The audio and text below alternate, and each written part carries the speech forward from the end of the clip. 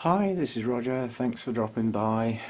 Relatively early in the day, although not as early as it looks. It's just another dull day, cool thing. English UK winter. But it has been, certainly in the south, a very mild winter. So it keeps heating costs down, but you lose out on the light levels because it's just permanently cloudy and grey and, don't get the sun, I don't get the heat. We're at 18, well, just over 18 degrees at the moment with 66% humidity, which at that temperature is fine. If the temperature goes up to 22, 23, the humidity will drop and be a bit low. But then there's nothing much going on out here. You know,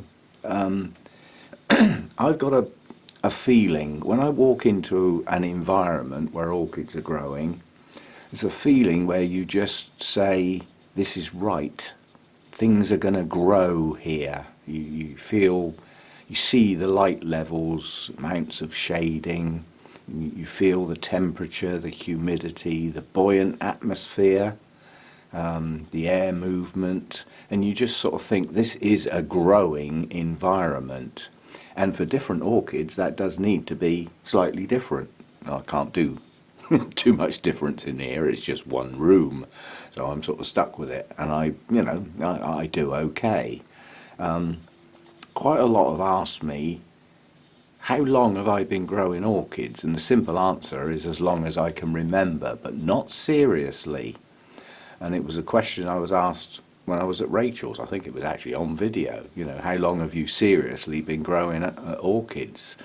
And the answer really surprised Rachel because I said, oh, probably about 7 years. I think she was expecting something like 37 years. But it's not.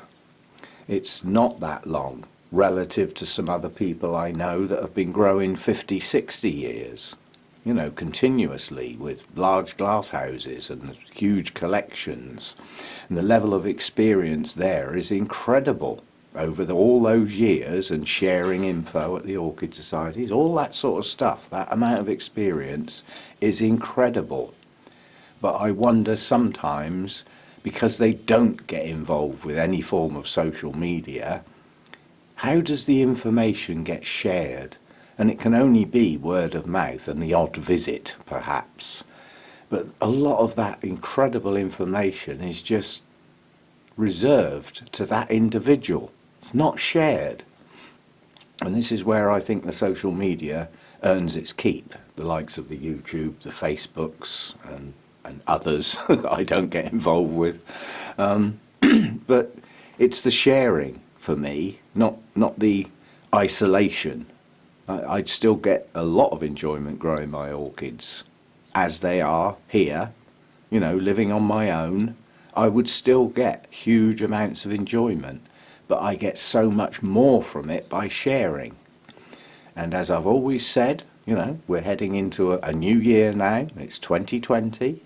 I suppose officially it's the start of a new decade as well. So lots of starts will take place now for many, many people.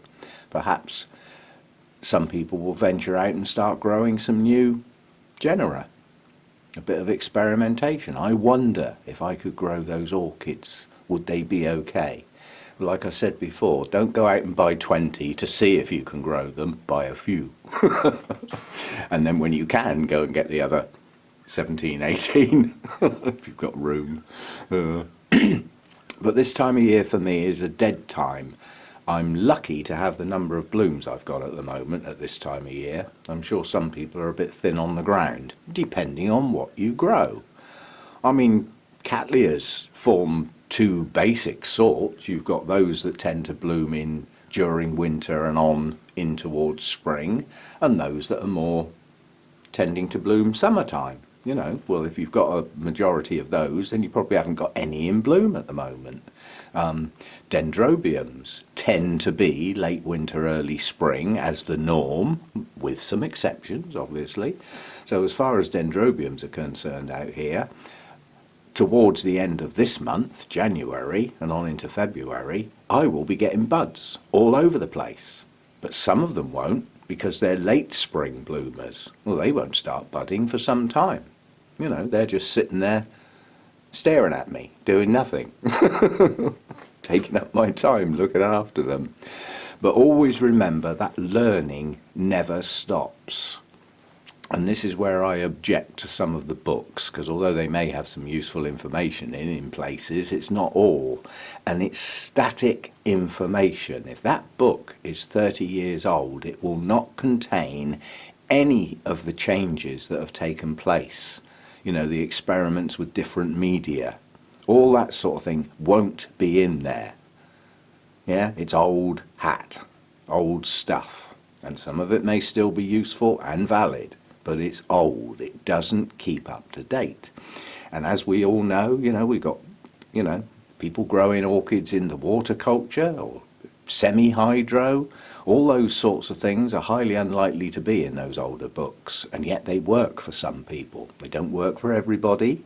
You know, again, a bit of trial and error. I think my biggest element this past year was a mistake, and yet I've really latched onto it. I repotted an Oncidium back at the start of last year, and given the size of the plant, I was sorting through pots thinking, oh hell's bells, I haven't got the right size. I'm not going to put it in a giant pot. It hasn't got that good a root system, and you know, that volume of media with those few roots would just stay wet too long. It's going to have to go in a small pot. And I begrudgingly put that Oncidium in a tiny little pot. And we have... It worked.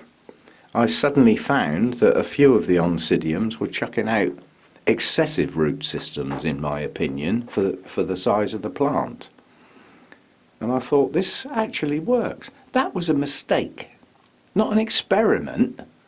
It was just I didn't have the right size pot. I wanted one in between the big one and the tiny one. That, you know, just right size, as I'd have thought. And if I'd have done that, I probably would never have known. But that particular type of orchid, the Oncidiums and the intergenerics, Odontoglossum types, all those sort of things, the Miltonias, if you're going to put them in pots, get them in a small pot initially, and it seems that the roots go mad. I can't explain why, but they do. And in my experience now, that's a big plus. Because if I've got an Oncidium type with not a very good root system, I'm reasonably certain I can recover it. Whereas before, some of those plants were lost. Hopefully now they won't be. You won't find that in a book. And for me, it's new information, discovered, in my case, as a mistake. You know, it wasn't what I'd planned to do, and yet it worked. And if people don't try these things, we'll never know. And if they work in isolation, can't get to orchid societies, without social media, nobody else would know either. It's important, the sharing. When you try something new and it works, let people know. It's good stuff. That way we all share the information and can try it. And like I've said, not everything works for everybody in all the different environments. So what works for one person may be a total miserable failure for somebody else. But if you don't try it, you won't know. And if somebody didn't share that information, you wouldn't have had it, therefore you wouldn't have tried it. And who knows, it may work great for you. I've found that my twinkles do much better mounted than they did in pots. They've grown well, established good root systems on their mounts and in amongst their moss, and bloomed well. So, you know, if you go back to 2 years ago, there were no mounted twinkles, I don't think. Possibly I think my tiny twinkle was the first twinkle I decided to mount, and therefore the first Oncidium type I ever mounted. Well, some of them have done well. They can stay where they are. It works for me here in this environment. But then I've had some miserable failures, and some of those were anticipated. I nearly lost virtually all of my Latoria dendrobiums, and that was an environmental problem rather than my care. It was just in the pots they were in, probably a bit too big. They stayed wet in the winter when it was cold. Well, firstly, they don't like being cold. Well, I can't do much about that. And secondly, being cold with wet media meant root loss, you know. And then they come into the new year, struggle to get going, promptly given a heat wave. So they didn't get going. So, you know, that went wrong. You know, I will not do it again. They're still going to get the cold, but most of them are now mounted where I can control how wet those roots are while it's cold. The downside will be, if we get yet another flipping heat wave this year, I've got to work hard keeping those hydrated. Because when they do start growing in the spring, I should say if, I suppose, but I'll go with when they start growing in the spring, they're going to need, you know, excessive workload to keep them going. But I'm happy to do that because I know hopefully that this year they're going to get going again and become reasonable plants during this season. And again, looking ahead, so when we get to 21 and I'm looking forward to spring, I should be going into that year with some much better plants. Yeah? So you have to look forward, you know, can't always keep looking backwards. But it does pay to just look backwards now and again and go over what you did over the previous year. Pick out those things that just seem to work really well. Even if you don't know why, it doesn't matter. They just work well. Those are the things to repeat. Don't repeat the same thing that failed over and over again. Apparently that's a sign of insanity, is doing the same thing over and over again and expecting different results. Yeah?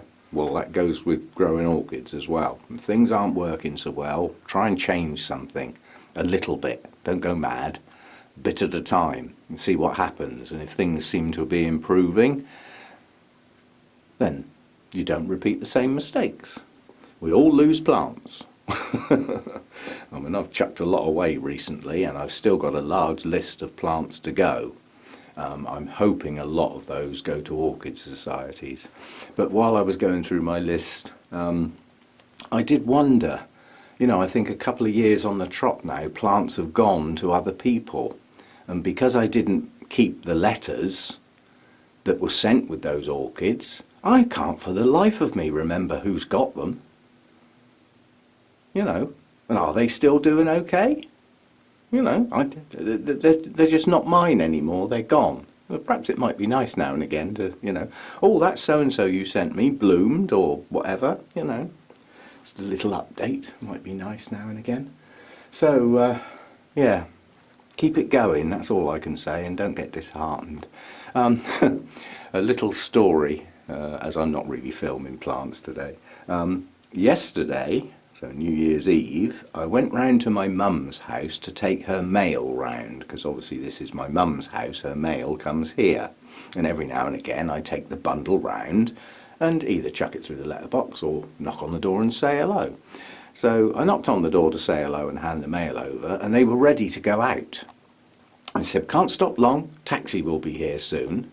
You don't mess taxis about, because if you don't go and get in the taxi when they arrive, they bucker off. You have to order another one. And they get real shirty about that sort of thing. So I thought, right, well, we won't stop or anything. And it turned out the taxi wasn't a taxi at all. It was my sister and brother-in-law. And I went out and said, hi, where are you off to then? They said, we're going to Chris and Joe's. That's my other sister who lives quite a long way away. My sister looked up and she said, we're going to Chris and Joe's, get in. I said, I'm all scruffy, I haven't had a shave, I've got my old shirt on, don't matter, get in. You weren't doing anything today, were you? And I thought, no, actually not really. I'd popped out to get some milk and take the mail round, that's all I'd popped out to do, so I wasn't really ready to go and visit. But anyway, had a nice day, had a lovely lunch, and saw their new house because they've moved recently. So I got kidnapped, basically. I got hijacked yesterday and didn't get home till like tea time. So nothing got done yesterday, absolutely nothing. So today is a watering day, mounts time. No pots, they weren't done long ago. They'll wait for quite a while now. Watered my ordinary pots after I think it was about 11 days, maybe even 12, because they didn't all get done together, and some of those were still wet. Now there's a problem. It's a problem waiting to happen that may not have happened just yet.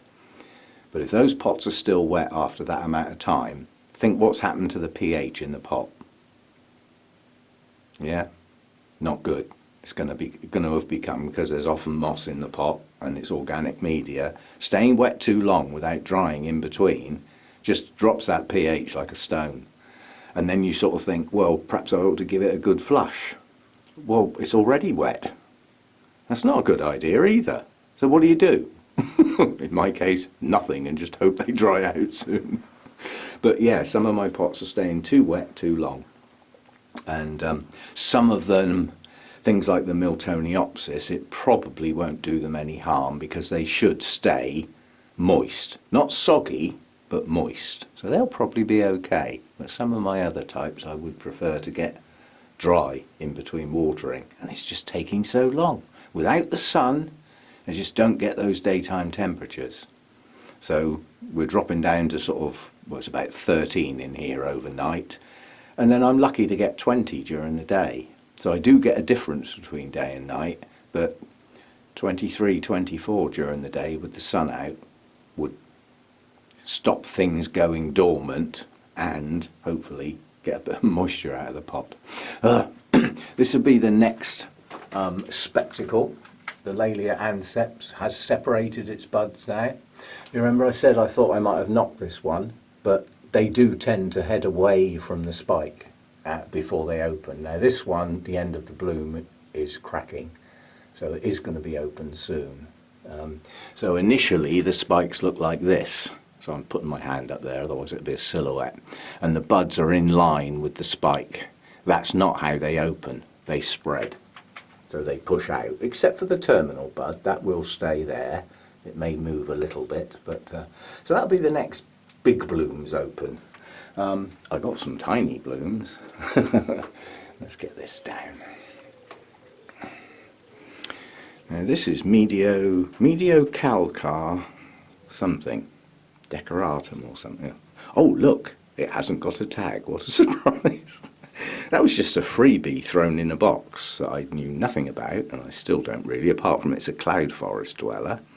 But on such a tiny little plant, it's blooming. And those are the blooms. That's what they look like.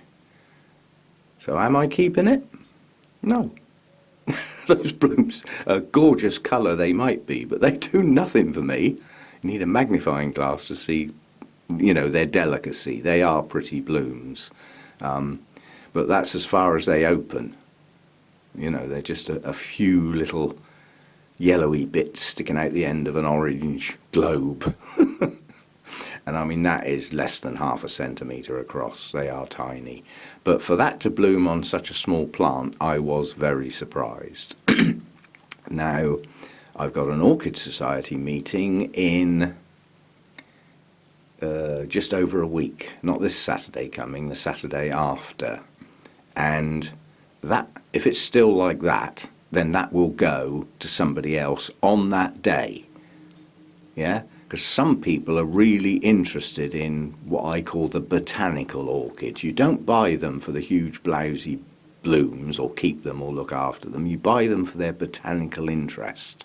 And there are quite a few growers that love that sort of thing. A miniature orchid that's unusual. Oh, it's got a waft of, oh, that'll be the Oncidium behind. Oh, could be the Twinkle. There's a bit of competition for fragrance in here. But yeah, I got that to bloom. So, you know, knowing nothing about it, apart from the fact it's a cloud forest dweller, so it shouldn't dry out. And it does. It's still bloomed. And that's another thing sometimes you look up lots of bits of information, average it all out and think, right, that's how my plant should be treated. And then you can't. So you end up treating it differently. And it still thrives and blooms. So that information wasn't wrong. It was just one of the ways that orchid can grow, and you found another way. So it's not wrong, it's just different. And many orchids will adapt quite reasonably to different environments to what they're supposed to have in the books and what other people say. So it's always worth a try. Yeah, that's about it. I got stuff to do today, having been kidnapped yesterday and, bundled off to my other sister's place. So I shall get busy. I got some more memory for my laptop, which I was asked to film, so I'll do that sometime. That'd be fiddly. Doesn't take long, but it's a bit fiddly, messing with little delicate electrical parts, but we'll have a go at that. And I have a repot to do under instructions, I've been told. So I'll film that as well. Probably won't post that today. Anyway, Happy New Year. And think about your growing conditions, yeah? Can I improve my environment in a little way? And every little bit helps. And quite honestly, getting reasonable plants in the first place, stage 1. Having a fair idea of what to do with them when you've got them, stage 2.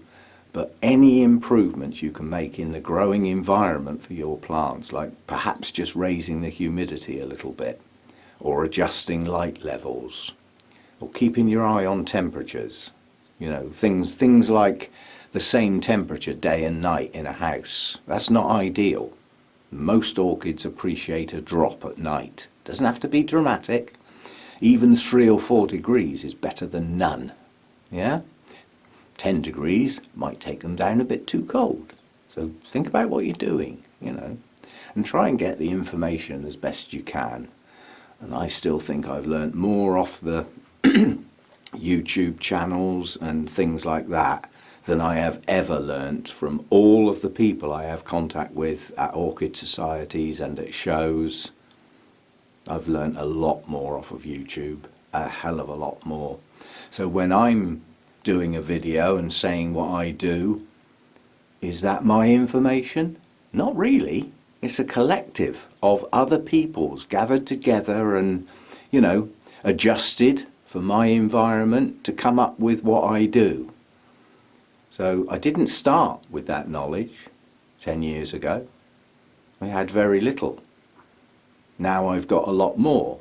Some of it is direct experience, practical experience. Some of it's experimentation. The majority of it has come from other people, what they do, and showing it and talking about it and sharing it. So this is what we do. This is what YouTube and in some cases Facebook, although that's stills, it's not quite so representative. I still think a video of a plant, when you can pick a plant up and move around and show underneath and show a leaf about to drop off because it's an old one, 2 in fact, yeah, and the latest growth with the blooms on that seem to have been there an absolute age. Just doing that. You can't do that with photos, and you can talk as you go, yeah. So I think the video media is pretty good stuff for showing stuff. Now with my camera it's not so good for close-ups, as we've seen. I may do something about that this year, we shall see. Anyway, Happy New Year, happy growing, don't get despondent. Some things work, some things don't. Stick to those that work for you. And when things are not working, try and find out why and what things you could perhaps change. Sometimes that bit may be easier than you think. Yeah? So don't think that the only way you can grow a good collection of orchids is in a greenhouse or some sort of grow room like this, because it's not. There are other ways that work well. So you're not limited. Some genera are not going to do very well in a home without special arrangements, I'll call them. But some will. And so, I still think some orchids, specifically Phalaenopsis, do better in a home than they do in places like this. So many experienced growers I've heard said, I just can't grow Phalaenopsis, they just don't work for me. And yet they got, Masdevallias, Dendrobiums, Cattleyas, Oncidium types coming out their ear holes, and they're beautiful, and yet they fail with Phalaenopsis. Phalaenopsis, as some call them. It's just the environment. And sometimes it's getting dodgy plants as well that have had so much stress before you get them. As I said before, they're just doomed to fail. Still, we try. We do what we can. And I'll see you later. Yeah, welcome to a new year, a new decade, a new growing season, and hopefully some new ideas, some new thoughts. They're not necessarily going to come from me, but if I hear of something from other people, I'll share it, even if they don't. Yeah, that's what, for me, it's all about. It's that sharing of collective knowledge from all over the world, from hundreds of thousands of growers. You can't get that at an orchid society, and you won't get it in a book. I think some people may have twigged that I'm not so keen on the old books. Emphasis on the old.